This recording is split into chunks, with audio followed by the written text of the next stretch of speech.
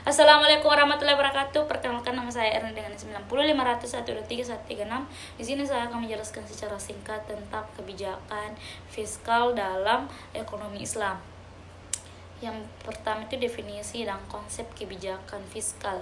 Kebijakan fiskal adalah pengaturan pemerintah terhadap penerimaan dan pengeluaran negara untuk mengarahkan perekonomian agar lebih stabil dan berkembang. Instrumen utama adalah pajak dan belanja pemerintah dengan tujuan mengatur daya beli masyarakat dan output industri melalui kebijakan anggaran defisit, surplus atau berimbang. Yang B, kebijakan fiskal di masa Rasulullah. Pada masa Rasulullah SAW, kebijakan fiskal berfokus pada pengelolaan Baitul Mal, yang pengumpulan dana dari zakat, khums, qarat, dan jizyah. Pengeluaran diarahkan untuk dakwah, pendidikan, kesejahteraan sosial, dan kebutuhan negara lainnya. Anggaran hampir selalu seimbang dan defisit hanya terjadi saat Perang Hunain yang kemudian segera dilunasi dari ghanimah. Rasulullah juga mempersaudarakan muhajirin dan ansar serta meningkatkan kesempatan kerja untuk memperkuat ekonomi umat. Bagian C, kebijakan fiskal di masa Khulafaur Rasyidin. Khalifah Abu Bakar Asy-Syiddiq menekankan distribusi harta Baitul Mal yang merata tanpa menumpuk kekayaan.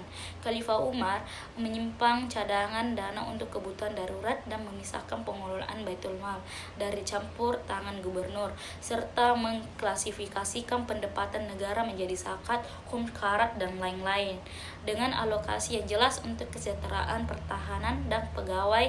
Khalifah Utsman dan Ali melanjutkan pengelolaan fiskal dengan penataan sumber daya pembangunan, instruktur, dan pengawasan ketat terhadap korupsi serta distribusi pendapatan.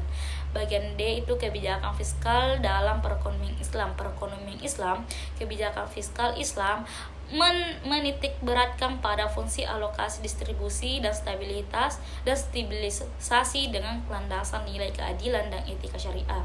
Pajak dipungut secara proporsional sesuai produktivitas dan pengeluaran negara didasarkan pada pendapatan sehingga defisit jarang terjadi. Instrumen fiskal meliputi zakat, qarat, unsur, jizyah, dan lain-lain yang bertujuan pemerataan kekayaan dan pengentasan kemiskinan. Bagian E, kebijakan fiskal dalam aliran ekonomi modern.